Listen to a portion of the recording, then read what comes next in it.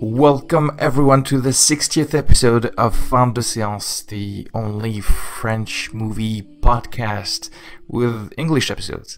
Well, this one is about the movie OKJA. We've recorded this a little more than a week ago with Charlotte and Arnaud. Yes, I know I'm a little bit late for the editing and the recording of this intro, but I have a good reason for that. I am on holidays, alright? So right now I'm using my beach time for this podcast and for you, so be thankful for that. Let's not forget to subscribe to Faim de Séance on iTunes, follow us on Instagram, Twitter, and follow us on the Facebook page. So that's at Faim de Séance. Don't worry about the spelling. I mean, if you're hearing this, just copy and paste the Faim de Séance thing. I'm sure you'll be okay. Kisses and hugs to every one of you, and enjoy this episode.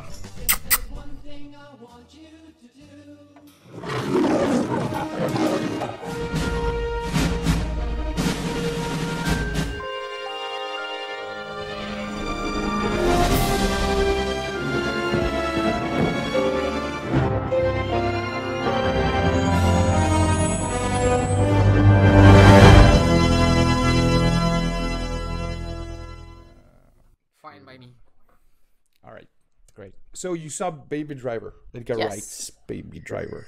Yeah, and I liked it a lot. I thought,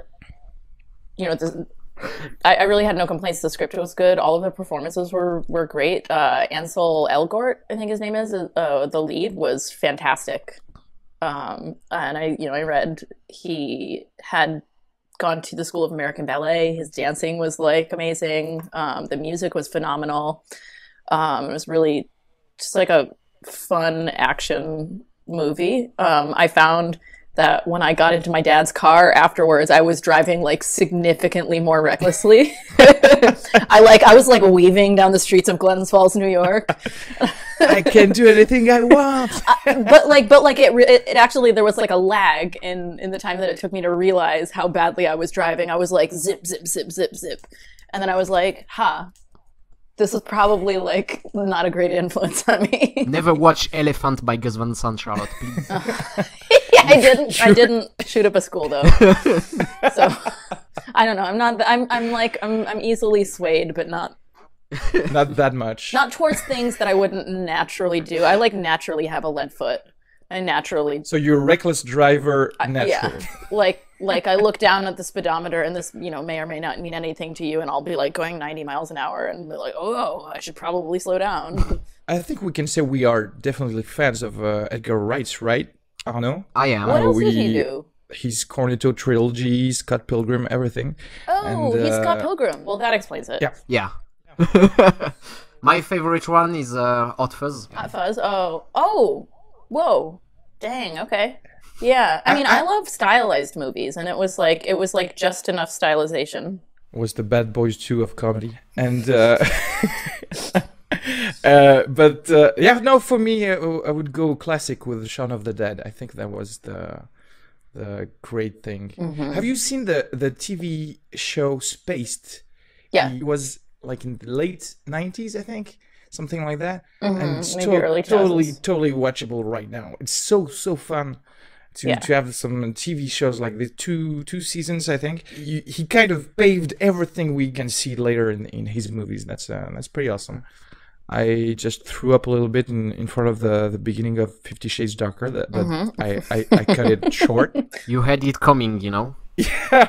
Oh, I saw Wonder Woman. Do you guys have Wonder Woman yet? Yeah. We talked about it in a few weeks ago. Oh, right. Okay. What did you think of Wonder Woman? I think that Zack Snyder should not be allowed in the entertainment industry. I thought it was so poorly written, it was offensive. Okay, so we're on the same page, I think. Yeah, cool. Yeah. I mean, there were like some good moments. There was some like good comedy, and I thought that like Chris Pine's whole like men are idiots joke was like pretty funny. He was a smart comedy relief Yeah. trope in the movie, but other than that, we kind of poked a lot of holes in the script when we talked about it. Yep. Yeah. It's pretty bad. But everyone loves it, and it kills me. Yeah. Yeah, I know we talked about it, and it's really strange because why? People have respect. It's not. Why? It's not terrible, you know. It's not the worst film in the history of It's the world. entertaining. But yeah. For 2.5 hours. With the crew, except for Chris Pine, you know, there are 3 other people doing nothing around. There is a crew with a Moroccan, a Scottish guy, and a Native American. And they don't do anything. And they don't do anything. And they take maybe half an hour of the film doing nothing. Just, you know, being around doing nothing. Well, that's not true. They have man, a what a lovely dumb party movie. in a French village or Belgian village.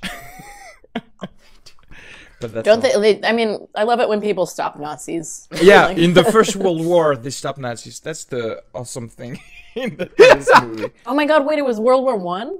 Yeah, Yeah. it was. Oh. Yeah, that's exactly my know. point. It's No. they shot it like it was the Second World War. No, I just learned that in the beginning they wanted to do the film during World War II, but then they decided that they would shoot it during World War I because of Captain America to not Yeah, look of like course. exactly like That's- Captain I have Captain a message. America. I have a but message for Zack Snyder. Delete your account. The critics, everyone was really fan of this movie, and they said, "Wow, that's the best DC movie since the Nolan ones," and that's just a testament for the ridiculousness of the other DC movies. Because if you think about this, Yeah, relatively speaking. yeah, it's better than Suicide Squad or Batman versus Superman. So you do not have to compare your movie with Suicide Squad because It's barely a movie. it's not a movie. It's like an MTV clip or something. Yeah, it's a like that. very long advertisement. I wanted briefly to talk about the Cairo Confidential. Oh yeah. Yeah, Go ahead. I don't know if it was released in the US. It's an Egyptian not sure. film, a thriller, and it takes place in 2011, just before the Arab Spring, Oh, cool. and it's about police corruption and state-wise corruption in the Egyptian society. And it's really, really interesting. It's I never saw corruption running so deep inside a society. It's almost funny at times. There is a scene in the film where the uncle of the hero, who is a policeman, he lets a murderer go away, and so the hero said to him, "Why do you do that?" The uncle said, "No, don't worry. Give us a suitcase full of money, so there is no problem." It's really an interesting film. I think it's worth watching. I think it reminds me of graduation, baccalaureate, you know, on the Romanian side. You can see the corruption so deep inside everyone's mind that sometimes people want to fight against corruption by corruption and they don't even realize it. But the interesting thing about the Cairo Confidential is that the hero is as corrupt as everyone else. He tries, to stop it, but he can't because he is part of it as well. Who's And the director? It's Tariq Saleh.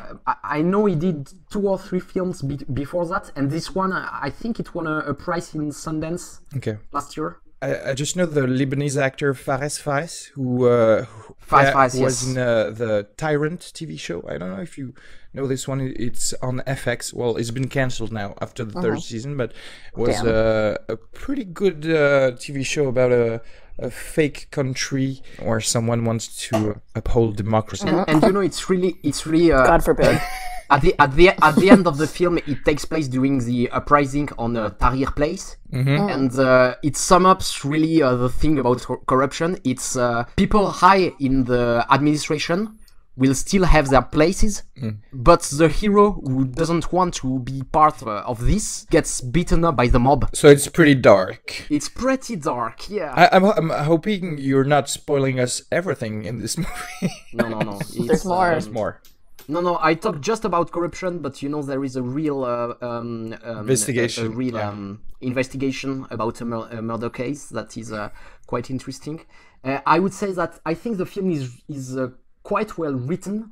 I'm more hesitant about the direction of the film because to take another thriller talking about its society, it reminded me of Black Hole Sea Night I don't know if you've What is seen that? this Black film. Hole? Black Coal, Thin Ice by Diao Yinan, Chinese film about a policeman trying to uncover the identity of a serial killer. Through that, he was trying to expose Chinese modern society.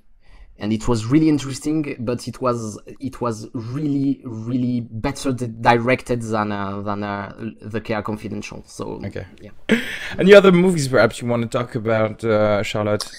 I tend to actually watch a lot more like television than I do movies. Yeah. I do the same. Have you guys watched any of The Handmaid's Tale? Yes. We come to my place every week to watch one TV show, and now we just finished The Leftovers, so we had to find another TV show. So we had a pilot evening. So we watched the pilot of The Handmaid's Tale, The Night of, and Animal Kingdom. So we cool. we decided we had to finish The Night of first, but then it will be The Handmaid's Tale. But the pilot was kind of amazing, yeah. The actress, I don't know her name, Peggy, Elizabeth in Moss? Mad Men. Yeah, Elizabeth Moss. It was awesome. She's fantastic. Yeah. Have you seen Top of the Lake? Yes. Yes. Yeah. Oh yeah, that's my favorite TV show Like, of yeah. the last 5 years, I think. Yeah, Really? Handmaid's Tale. I'm not finished with it, but I remember picking up the book in like either high school or college and thinking, this symbolism is ham-handed, like, and immediately stopping and bullshitting my way through whatever class it was for. Yeah. But like either I need to go back, like I should go back and revisit it anyway, but either like I was just like young and foolish, or it really translates well to film. But I think the series is so good. It was already renewed, I think, just Yeah, after it was. 3 And episodes or something like that. Don't know how that's possible. Like, didn't they finish the story? Yeah, they're supposed to finish the book in the first season, but then Yeah. I guess the other seasons will be creative writing from the writers. So I don't know. I really like the post-apocalyptic vibe you get from the pilot and the things. I guess there would be more to explore. I've read the book, but I don't know if they will change some things in the season from now. Like I said, I've only seen one episode, but Well, I mean, this is definitely rehashing stuff that people have already said about it, but like it's, especially in the flashbacks, it's just like now like normal life. yeah. And especially like here in the States, it's kind of uncomfortably close, but Yeah. it's like it's so well done. It's so well done, and it's so aesthetic and like. Well, what I've been told, it feels like the change of the government is too quick to be believable, but the more you go, the more you kind of think, well, it could Who says that? go sideways. Maybe people who don't live here, because I don't know, man. Like, That's right. it really, like, it's totally believable. It's totally believable. That's the thing. Now that Trump is the president, have you seen that he told his daughter to take a seat at the G20 meeting? Like, I'm supposed to go somewhere else, just take my seat. Like, Can you just go? Yeah. It's royalty. It's pure royalty. Yeah. No, you're not wrong. You're not wrong. It's unbelievable. I can't go, but my yoga teacher will attend. My hot daughter. So I guess, the Handmaid's Tale could happen. Perhaps. You don't know. Yeah. No, I mean, it's like a year ago it might have been like far-fetched, but now it really is just like, well, how many cans of Spam do I have in the bunker? Could this be the start of some kind of wave in the movies and TV that will be extremely political or more political Yeah, I'm sure. I mean, I think you already see that. during production of what we can see now? Trump wasn't really, supposed to be president. Like I've seen the fifth season of House of Cards, and it's like, oh no, the reality is definitely bigger than this. I'm not spoiling. But I'm just saying that it could be a shift in some of the TV shows or movies, don't you think? Oh no, totally. I mean, I think it is already happening. I don't remember where I heard this, but I do remember hearing that, and I'm just going to tell you some like totally uncitable stuff source. from the internet. Yeah. Yeah, like, According to an article I've that, seen, like the U.S. Yeah, according to an article that I don't remember that someone told me about, there was a Tumblr. the country, like the U.S. is like more divided, or is almost is like more divided than any time in its history since, or like apart from the Civil War. I really think that they should just secede, the people who aren't, you know, pro human rights and like equality. Like they should just, like, you guys can have Texas. Florida and Texas, you guys can have them. Secede, do your own thing, make your own bed. Texas could actually just live by itself. It's a very rich state. I support them. Yeah. Or that, or California should secede, and like liberal, reasonable-minded people should just move there. I don't know, man. It's like... It's kind of already the case, right? Yeah. With Hollywood. No, nothing to add on that, Arnaud? On the political minds of American writers and what they could do from now on? I see it brewing on your face.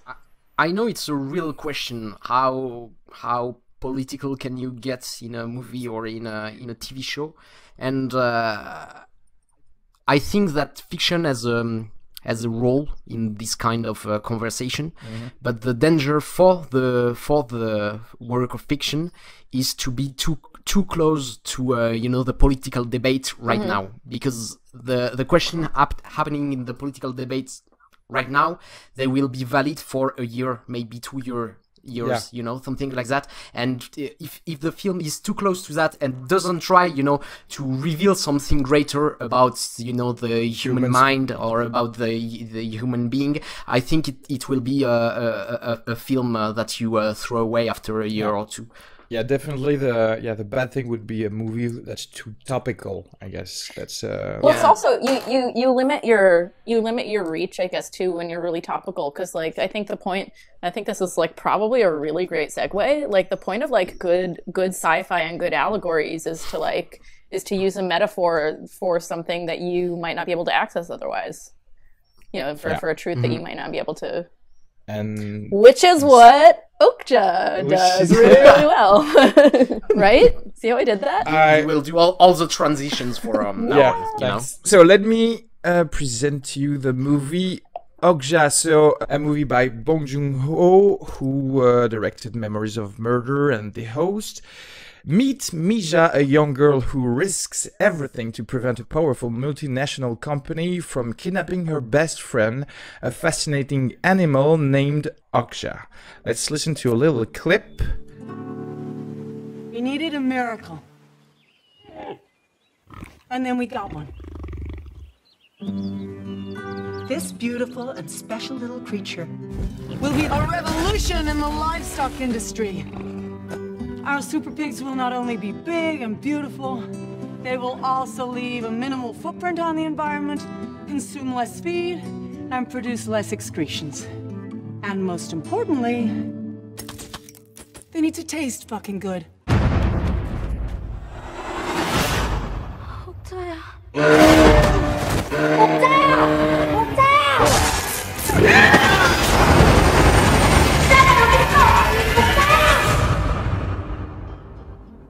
And now we can talk about OKJA. Charlotte, what did you think about the movie? I loved it. I watched it with my mom and we cried, and in my parents' basement we cried together.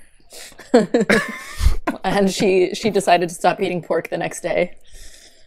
Oh, that's so beautiful. Yeah. So finally she kind of joined you in the vegan diet? Oh, I'm not vegan. I'm like mostly vegetarian, and like I know that my like Wait. She stopped eating pork. Just pork. But beef, it's okay.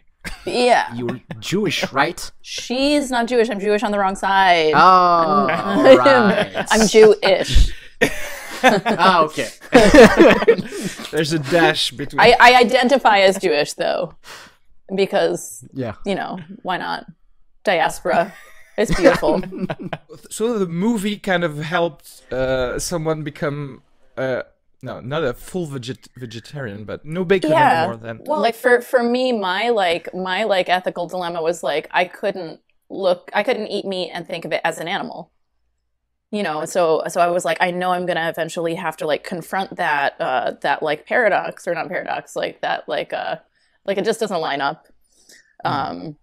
So I think she's like one step closer to I love animals. My mother loves animals. My father loves animals, and like, I think at a certain point, if you love animals, you do have to kind of reconcile those things. Yeah, or at least ask yourself the question. Yeah, well, yeah, exactly. And to find not elude it completely. Yeah.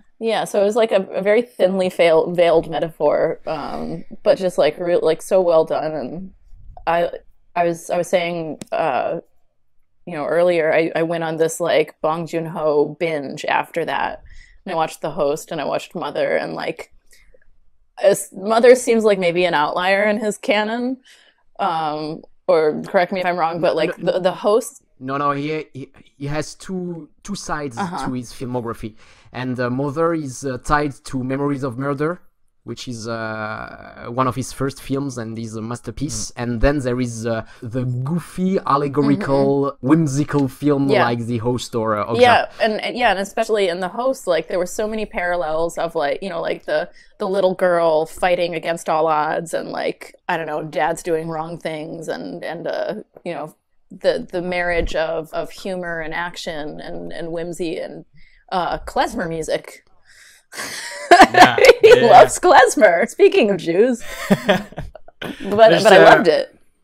In Korea, there's definitely that game of changing tone in the movies, and we've talked about it lately with The Strangers, and what have we seen? What's The Strangers? Oh, that's an awesome horror movie. You have to see it. It's cool. It's great. Yeah, the name is The Strangers too in English, right? Yeah, I think so.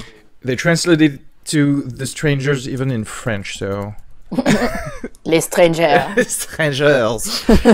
But that's really a great movie, yeah. Sweet. Cool. About an exorcism, but in Korea, and you can see every culture they have, so it's pretty good. And mixing shamanism and Catholicism. Wait. You're not talking about The Wailing, are you? Oh, The Wailing! That's right. The Wailing. I saw The Wailing. That's the American the little girl title. who gets possessed, and the Japanese guy who lives in the hills. Exactly. Yeah. I really liked The Wailing. So I guess no, The Strangers was the title in France. The French title. Yeah. So why give it an English? I don't know. We translate a Korean people are weird. Korean title with an English title. That has nothing to do with it. it. There's no English or American actor in the movies. I don't know. I don't know who takes those kind of decisions. No.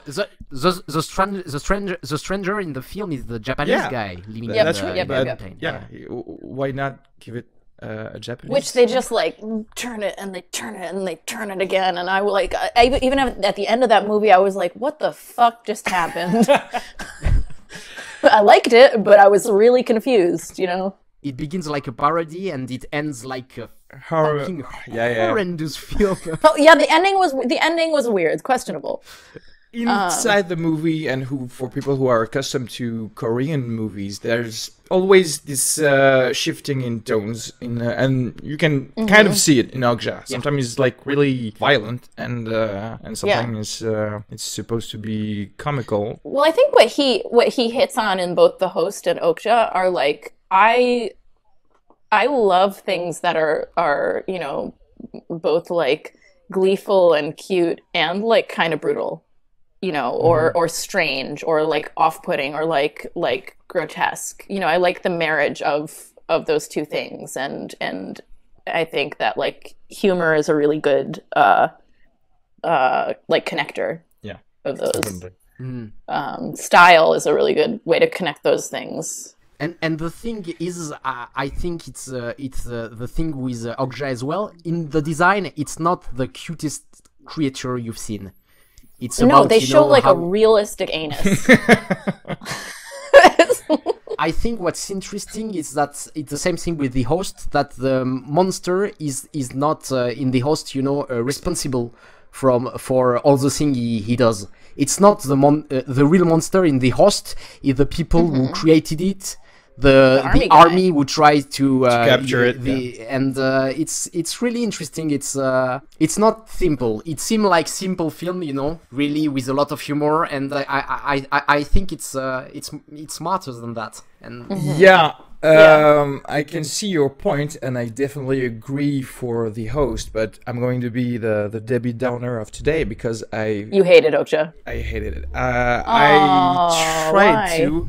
I didn't believe anything in the stories and the characters. It was supposed to be some kind of live-action Miyazaki movie. So when you see Jake Gyllenhaal perform, you're thinking, this guy is an anime. I thought he was great, though. I have nothing to say about his performance. I think Nicolas Cage did. No, I mean this in a very good way, by the way. When I say an actor is Nicolas Caging something, he's awesome. That means it's but great. Great. The performance was great, but for example, for this one, for Jake Gyllenhaal, he had nothing really funny to say, and that's my thing for all this movie. It's I'm sorry, but it's not subtle. It didn't grasp me emotionally at the beginning. I mean, I liked the countryside thing with Mija and OKJA at the beginning, but when you kind of see the animal liberal front that's supposed to help Mija, etc., I was really bored because nothing really happens except some kind of chase for an hour, and then you get finally to the point. And there's something I really like, though. It was the ending. We'll get to that in the spoiler. When I saw it a little bit coming, and we were several to watch the Netflix movie, and I said, if this happens, okay, it will redeem the movie, and it kind of happened. Okay, it's really cryptic what I'm saying, but I don't even understand. I've seen it. I will explain myself later, but the fact is, I thought the point of the movie was finally made, but at the end of the movie. And you didn't care. Yeah, you know why? I can explain this because it's not spoiler. OKJA is supposed to be a super pig that's created by a multinational company. Monsanto. Yeah, something like that. And Tilda Swinton, who's the CEO of the company, wants to, I guess, give a face on this new animal, but we find out this animal was totally created by them, and that's nonsensical for me, because that's literally a shitty marketing plan from the beginning. So I don't believe in it, because if you give it a name, you will not want to eat it. So I guess the whole movie for me could have been just with a... You couldn't get past the bad copy. But that's also the fact that I didn't feel the underlining comment on greed and things like that.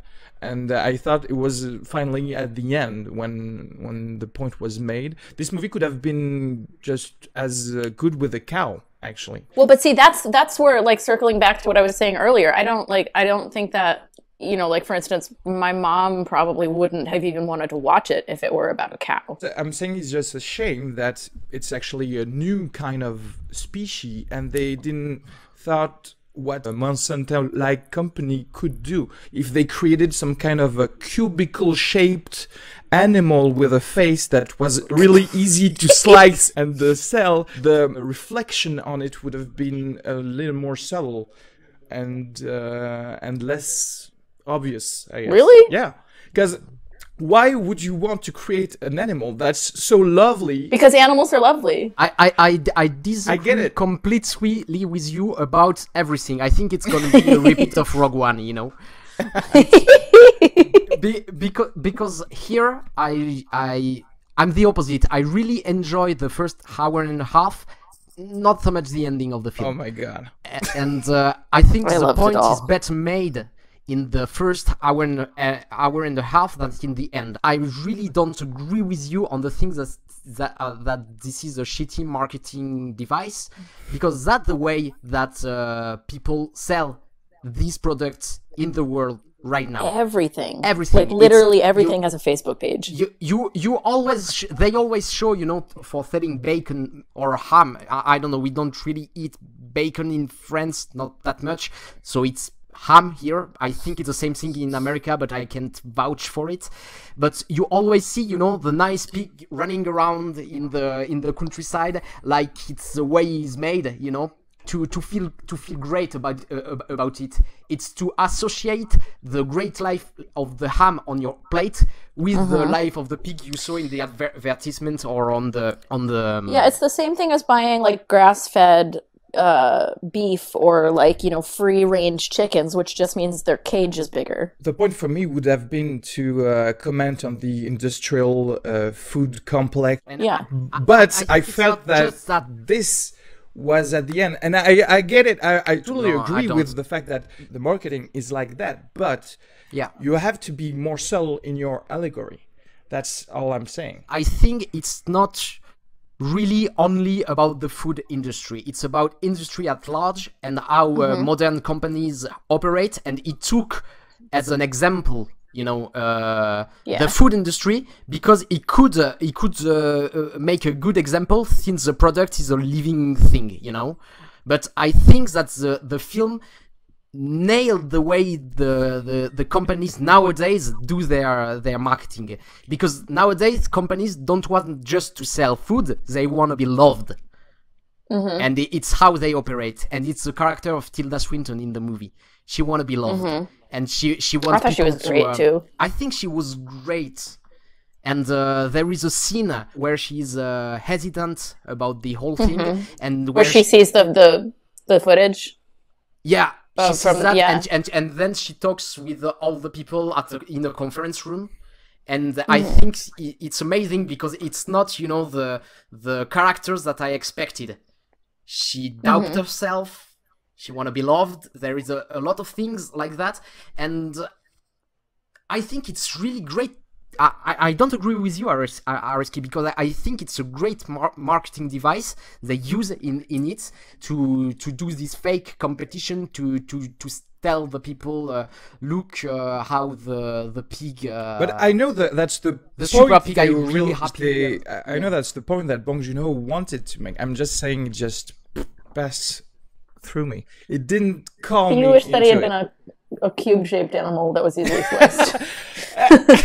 And it wouldn't well, have I been, guess- you can't show this animal. You need to show the animal for the people to buy it. They need to love it, I'm not denying that those things that you're talking about, the themes, the ways the companies are doing their jobs right now. I agree, it's in the movie, but it's too light. And that's why I really love the ending, because It's not hammered. at and the end. it's hammered. That's why I don't like it, and you do, and that's why I like the beginning more. Because I because wept.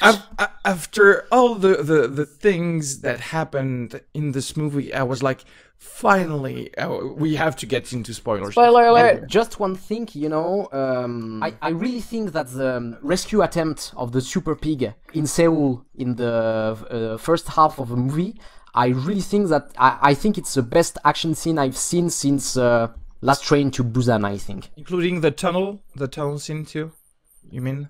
Yeah, Or it's- just- yeah. The whole attempt that is maybe half an hour long, something like that. Actually, yes, I have to say this scene I enjoyed a lot. I really thought to myself when Mija just tried to get in the Miranda Corporation, I thought, oh yeah, it's going to be finally good, but okay. I'm sorry. And everything, I think the introduction of the ALF, the light terrorists, I think it's really funny, Oh man, I love Steve Yeun too. It's his time. I think we're just talking too much, definitely, about every scene. Go ahead. Out of 5. Out of 5. And by the way, I guess you're recommending this movie, obviously. Yes. Since you wept in front of it. I wept. Oh my god, I wept. I'm gonna say 4.5. Oh my god, that's a I know. great. It's a great reading. Yeah, which is actually totally comprehensible if you wept in front of it. I mean, like, I have a lot of feelings, so I just love to cry in front of movies and just. sometimes my the lock screen on my phone is Pancake Cat, and sometimes if I'm feeling particularly moved by Pancake Cat, maybe I'll cry a little. I'll send you guys Pancake Cat so you can see him in all his really glory. Emotional, yeah. I have a lot of feelings. I hesitate between 3.5 and 4, but I'm gonna say 4, to oppose you. Yeah, just That totally is reactionary. not. I'm sorry, that is not democracy. You have to say your Yeah, real yes, it is. grade. You have to Yes, express it is. yourself and not think about the other. I would. But what say, if part of our no is being reactionary to you? I'd say something like that's going to be harsh, and people will say 1.5. I think something like that. Oh, Yeah. And Okay, for the listener he gave a 3 to Guardian of the Galaxy 2. That's all I needed. That's all I. And he gave a 5 to Rogue One. Yeah. Ooh. Yeah, Yeah. well, you know what? I actually kind of was emotional at the ending of Guardian of the Galaxy 2. All right, not this one. I'm sorry,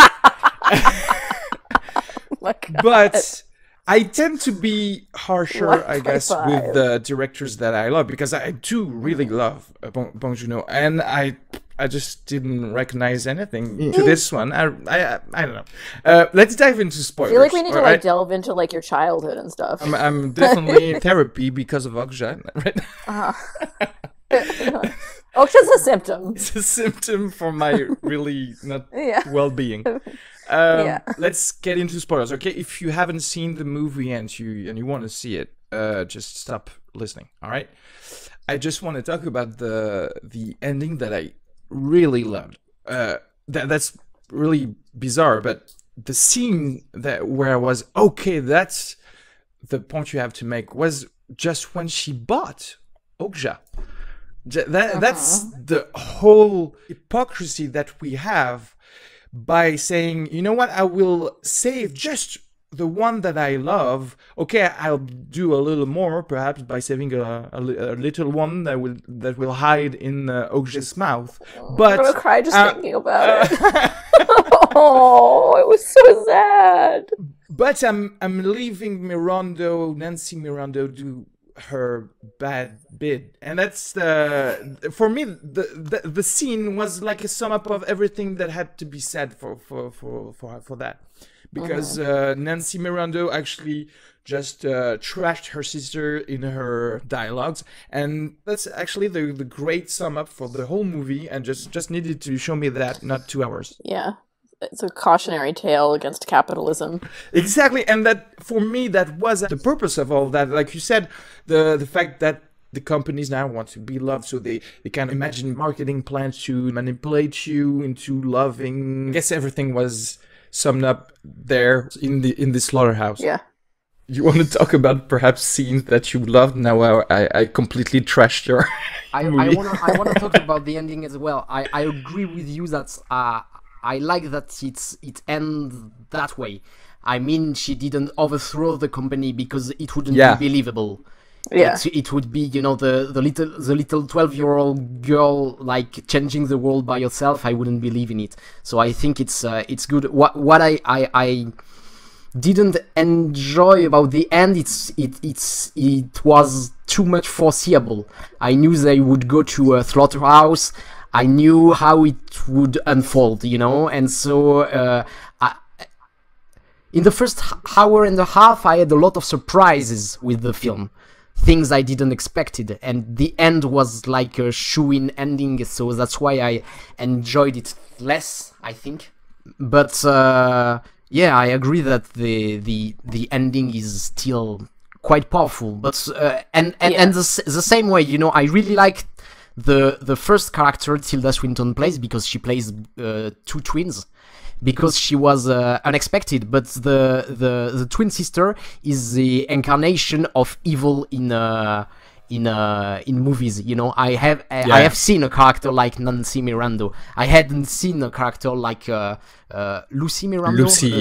The first one, I think. So in the end, it's like this evil from a James Bond film, and I know that, and that's what I. But it's not. It's like this very like typically like American like stiff upper lip like. And the fact that they're twins obviously is just more powerful, because it just says they are the same. Yeah.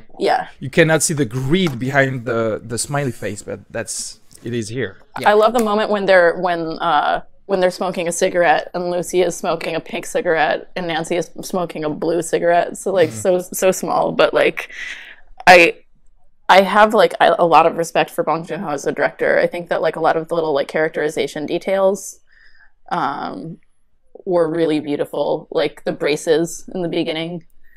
Lucy Mirando had braces in the beginning and she had a little lisp. Oh yeah, that's right. Yeah. I didn't like that orthodontics works. She's rich enough to have Invisalign, so I don't buy it. I'm sorry.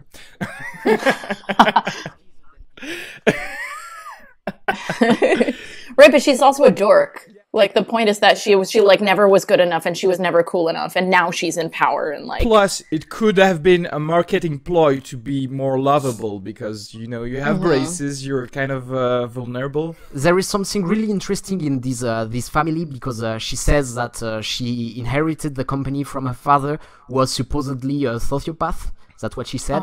That she was, and I think it really reflects the evolution of companies during the 20th century.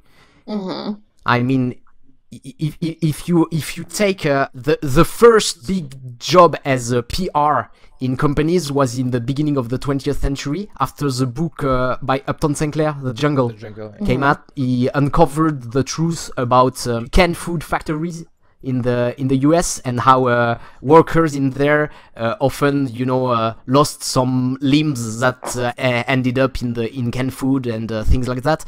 After this book, there were some regulation and people needed to hire PR guys, to try to clean up their messes. Yeah, and to try to get people to buy canned foods again. Yeah, and they discovered that they can't do whatever they want and go away with it. They need a PR job to clean it up, and that's how it works nowadays. And it's not about just the food industry. How the clothes industry try to hide the fact that most of their clothes are made by children somewhere in Bangladesh or something like that, and how you need the two faces of a society, the twin sisters in OKJA to operate a company. You need the face, the nice face that will present the products, the face that need to be loved by the people, and the other one that do the dirty job. And I really enjoyed this part of the film. The conversation in the conference rooms, the way they try to do their job and everything. I think it was really well done. If you take the duration of those scenes where they mention the father and the sister, etc., versus the time we spend on the fake PR, I think it would have been great if we could have seen perhaps Nancy a little more, or if we could have seen things we haven't seen yet in other movies, because the PR we're going to clean some guy's mess we have seen already a lot of movies, and nothing is really new, and we know she will, not this way, not with this character, the fact that they want to use Mija to be on the front line. We did understand this as soon as she tells us. We do not have to see every step of the way. You could have commented a little more actually on that, because that's the thing in this movie. It has this comment on the companies, the big companies, and another comment on the food industrial complex. So at one point you have to choose one or the other as a theme you want to explore. Well, you have to choose an industry, as a lens. Well, no, as a lens to because they blend together, It chose this example to talk about it, so I don't think it's two different things. It's as Charlotte he uses one example to talk about it. He talked about it like in the beginning and at the end, but I don't feel like he really commented on it just during those. But I think they were all leading up to the end, which something that I thought was like the most. One of the coolest things for me, I thought, was like how kind of gray the end was. Like, for sure, there were certain elements of the ending that were like a little bit saccharine and like happy ending, which didn't bother me. And like they weren't overly sentimental; they were like just sentimental enough. But the fact was that you can't, the fact is that you cannot. It's impossible to live ethically in a capitalist society. You can't. Not buy clothes from Bangladesh. There are companies that try to not get their clothes and materials sourced from sweatshops and whatever, or deforestation, and it's next to impossible. And you have, I thought the sort of moral that you can only do damage control was really powerful. That's the great thing, by the way, because she actually becomes an adult through that. Because you have to realize you have some moral insight on the world, and you have to be a part of it. And that's what happens when she buys OKJA. She's like, all right, my hands are dirty now if I make a deal with the Miranda Corp. You said that there is nothing we can do about it, but actually... No. I didn't say there's nothing we can do about it, but within the... Yeah.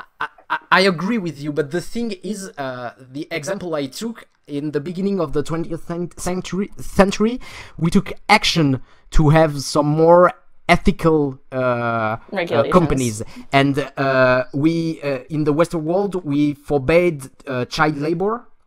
We limited the number of hours that workers could work in factories. So we decided that no, you cannot produce something if it's produced unethically, or we put some fences, to limit the things that you can do with that.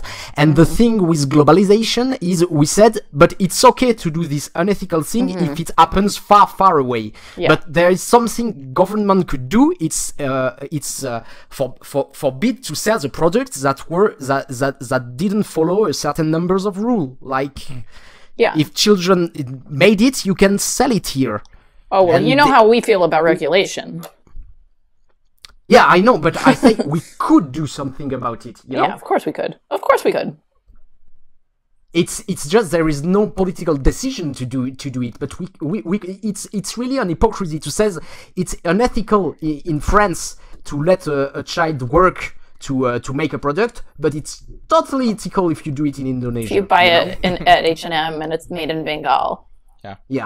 Yeah.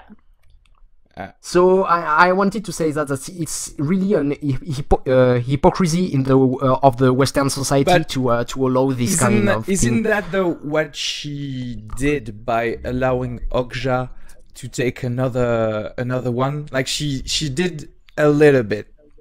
She saved a little. She tried. She at least she tried. That's the thing. Yeah. You don't have to. But that's the thing. You can only do damage control. You can only. Yeah.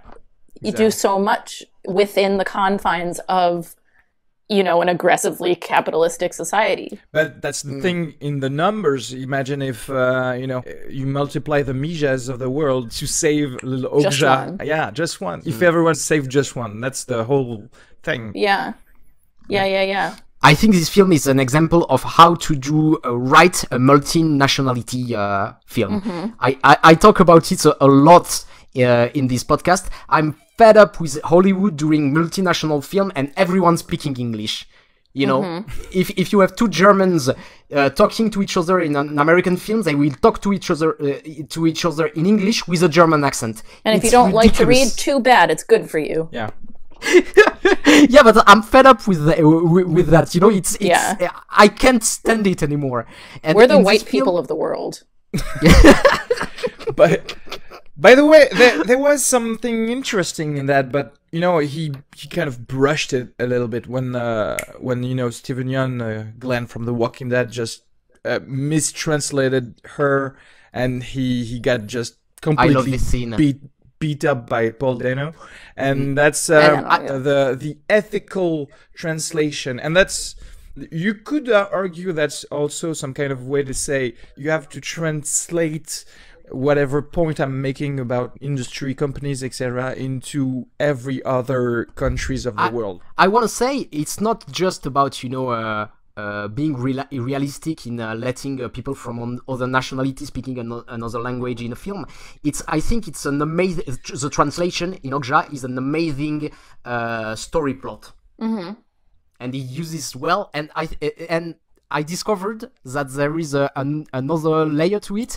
It's when I don't remember the name of the actor, the Korean American. Steven Yeun. Steve Yeun. Okay, Steve Yeun. In the end of the rescue scene, he leaves the truck and he says to Mija, the little girl, he says, "You should really learn to speak English. It really opens some doors." And I discovered that in Korean, that's not what it says. Oh! It's a mistranslation. And he made it on purpose because that's what people say to Korean. You know, you should speak English, and you never say to an American you should speak Korean. You know, to learn. So what is he? He says the joke in Korean. Yeah. Oh, leaving the van. I've heard that if you speak Korean in this movie, there will be little jokes that you will understand. But I guess we'll have to learn Korean. I would love to learn Korean. I think it's such an expressive language. Yeah. By the way, you can see for the performances talked about Jake Gyllenhaal. They act like Korean actors in Korean movies. You know, it's a little bit overplayed. It's a little bit, you know, and movies are like that. But in Korea, I think they have fun. I think they have fun with it. It's I had a film watching OKJA. You know, I saw a director having fun with his actors, and I really enjoyed that. You could do just that, a film about nothing but about a director, you know, enjoying working with his actors and doing goofy things, and it would be enough for me. Yeah, I really liked his directing style. Yeah. Can we talk about? I don't think I've ever seen Jake Gyllenhaal be that funny. Mm-hmm. He or funny, period. But like he just was obviously having the time of his life, and it was hilarious. Can we talk about the fact that this is a Netflix movie, and I don't know if you have seen other Netflix movies, but can you see a pattern in that? The only pattern I'm seeing is just I do not really like those movies. What other like, because I know a lot of Netflix content is like Netflix exclusives, but that means that it's just being distributed by Netflix. I'm not really sure. Like, I mean, House of Cards is a Netflix original. Yeah. Master of None is a Netflix original series. I can't think of a lot of other movies. Yeah, War Machine. There are War Machine with Brad Pitt. I didn't see War Machine. Oh yeah. Oh. Really? Yeah, he plays that general, you know, that was talked about by the Michael Hastings Rolling Stone article. I don't know if you remember that back in the Afghan War, and it's an okay movie, but it's tried to be like the movie In the Loop that was extremely funny, but just missed some comical things to be super entertaining. The thing about it being a Netflix movie, I don't know how it was in the United States, but in France, OKJA created kind of a scandal for being a Netflix-only movie and for the film not being released in theater. And there was some protests from the cinema owner, you know, to try to avoid the film being shown in the Cannes Film Festival, for example. And recently, they tried to do some screenings of the film in Paris, and the screening were cancelled by the cinema owner to protest the thing. And I don't know understand if you why, had that though. Because in France you have to respect the order of media. I think it's supposed to go in theaters first, then in on demand, but a few months later. And in the US, you don't care about that, or actually everywhere in the world. Well, I don't think it's that we don't care about it. It's to protect the cinemas that are considered something sacred, I think, in France, or which is like an that. understandable argument. But there are some movies, like for example, I don't know if they kind of Manchester by the Sea, for example, was an Amazon movie, and you could download it while it wasn't in theaters. So yeah, but it's not the Netflix policy. Yeah, that's the thing.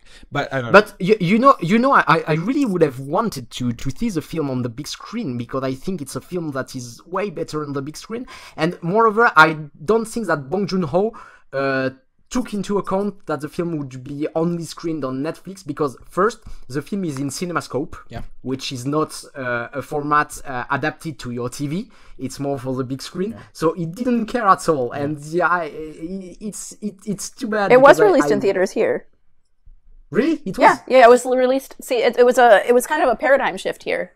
It was released both in theaters and streaming. Yeah. Like at the same time. They should have done that in here, because I definitely would have seen it in theater. Because I have to say, okay, I might have trashed the movie a little bit, but I think it was the most beautifully shot from Bong Joon-ho. I really love the cinematography and everything. Darius Kanji shot it. Really? I haven't even Yeah. read the name. Yeah, okay, well, that's... Darius Kanji that's is the understandable. cinematographer of What is he Seven, from? he's French. He made Seven, the film by Jean-Pierre Jeunet, the film by Michael Haneke. You know what? Things like that. That's awesome that you say that, because I actually thought, you know what? It looks Finchery a little bit, and and that's okay. Is that the problem for all the Netflix movies? Because the directors will do something for the big screens, but they're not sure. Yeah, it and will be screen on the I big think screen. it depends on the. It depends on the film. I remember following the release of $1 Million Baby by Clint Eastwood. A journalist asked him why the film was shot so dark, and he said it's because I don't want people to watch it on TV. Okay.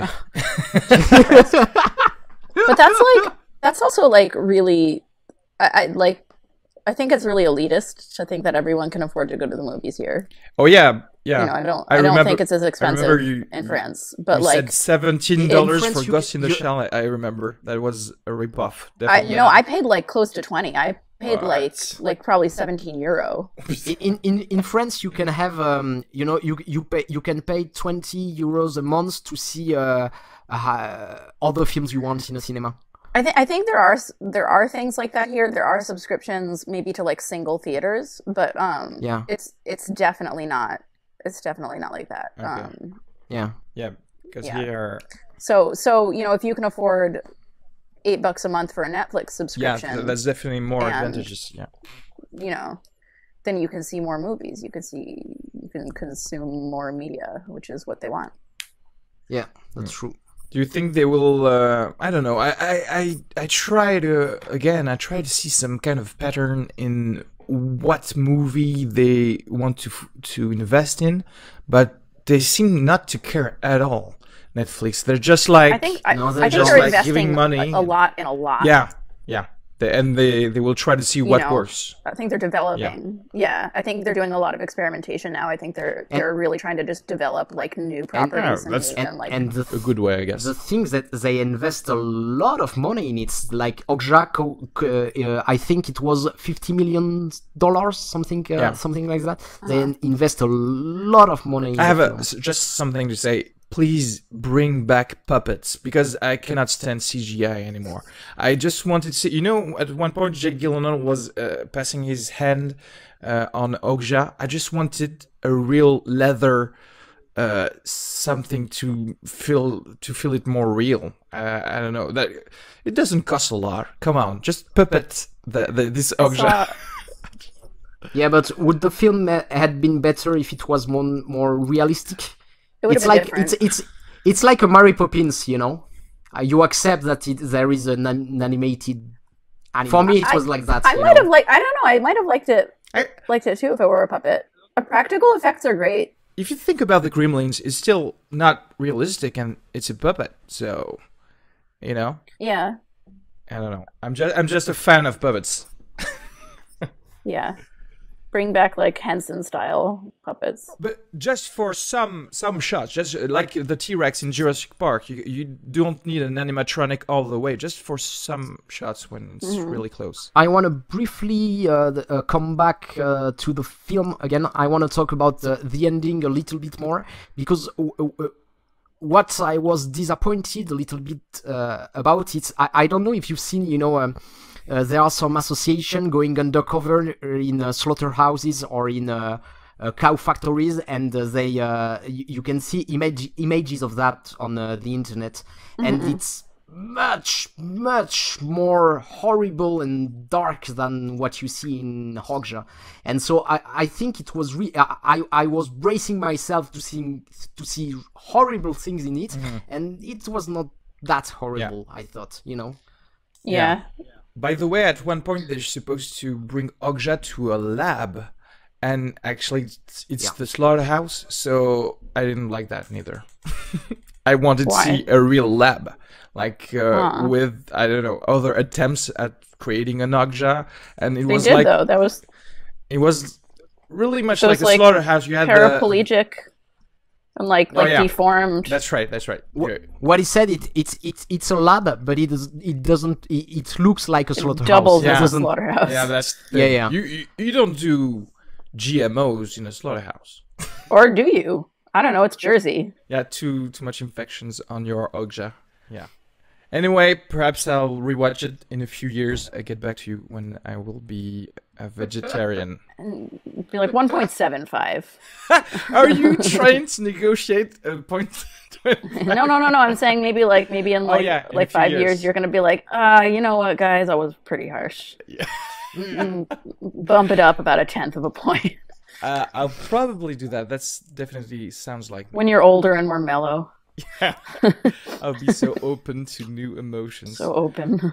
Do you have something more to say to wrap it up on OKJA? Or did we... I think we did a good job. We talked about everything. I give us a 3. We should definitely start that. It's only fair. Yeah. So, thank you, everyone, for this amazing podcast. I just wanted to say, Arnaud, you know what Mother reminded me of? Mobius. Yes, another Korean film. I don't know the actual like synthesis of that, but it's just like fucked up Korean movies. We should do like a side series on fucked up Korean movies, or just like fucked up movies. Anyway, sorry, I didn't mean to interrupt your outro. There is something actually pretty cool about this, because it's, you know, a small country, and yet if you say like Asian movies, you think about Japan first and Hong Kong. So it's like a little country between those two great cinematic histories, and yet they have a feeling to their movies. But I think it's really different from the rest of East Asian cinema. They have their own thing, you know. It's really different from a Japanese or a Chinese film. It's not the same feel. Well, I find a lot of Korean media is like super aesthetic and like very slick, and like even if it's not like aesthetic, like it's always like really, really well shot, really I don't know how to describe it. No, I totally feel you, because except if you watch a Hong Sang-soo film. Uh-huh. Well, I would say it's kind of stylized in his minimalist way, because if you take, for example, their TV shows, in Japanese TV shows that are just disgusting to watch, I mean, in the cinematography and in the Korean aesthetics, I totally agree with you, Charlotte. It's always something like really worked. There's something very like, well, I mean, I guess maybe not about the films, because like we're talking about like super fucked up stuff, but like in a lot of like Korean dramas and stuff, there's like a very like soft, very like slick kind of aesthetic, and even if like the rest of it is like questionable, like the plots are like. But is it slick, or is it more American, by the way? I'm just thinking about that, because perhaps... I don't know. Well, I mean, in the last quarter century, like Korea built itself into like a major tech empire. I think that's kind of like the film industry is just like kind of a part of that too. And maybe, I mean, it's like maybe there is something that they've just like co-opted a lot of like the Western aesthetic and done it better. If they want to sell their products, by the way, to the Americans, they have to. Yeah. It's really the same thing, you know, about because we talked about it for The Stranger, but the main religion in Korea is Christianism, because of the way they were exposed to Western culture for a long time. You guys want to go to Korea? Yeah, I want to go to Korea. Let's do a Faim de Séance field trip. Let's do that. Yeah. Totally, and let's let's drink with those Korean directors that are just drunk people. But like really, they are. I think we're verging on stereotypes. We'll talk about it later. But what's his name, by the way? The alcoholic director that we talked about. Hong Sang-soo. Wait, hold on. Can you hear my facepalm? What I wanted to say about Korean cinema, the thing is, it's supported by the Korean government, like in France. The cinema is supported by the government, and I think we can't have nice things here. If you want to exist outside of the all-powerful American cinema, you need to do something like that, you know. Hey, I can't exist in the all-powerful American cinema, so I would take some government subsidization. Yes, I would also take some more coffee. but perhaps state by state, no? Because we've talked about it a little bit, but do New York has a film fund, and I actually just got a scholarship. Thank you very much, Mayor de Blasio, for my master's. Oh, congratulations! Thank you for film school. Did you send him so thank New you York note City to de Blasio? I don't know. I heard him make a really bad joke about low-income housing once, so I kind of like feel like we're even. Because every American director interview of indie movies that I've read are talking about the difficulties to make something without any funds, but they have to go to New York or some state that have taxes incentives to do. Tax incentives, but yeah. that's like 5 states in the whole Louisiana, US. Colorado, I think. Yeah. So yeah, it's not generalized by federal thing. Well, anyway, whatever. Yeah, no. Nope. Neither is healthcare. So, you know. Well, what makes you think art would come first? Yeah, well, France, we have everything, so we're... God damn it, you have everything. And you know, the thing is, when the Italian government stopped supporting the local cinema, it fell really hard during the 90s. So it's another example that you need this kind of thing if you want your own cinema. Yeah. So I guess listen to us, governments of the world. Give people a check for art. Give us money. I want to see films from all over the world. And from all over the socioeconomic spectrum. Exactly. People who can't necessarily afford to finance a film on their own.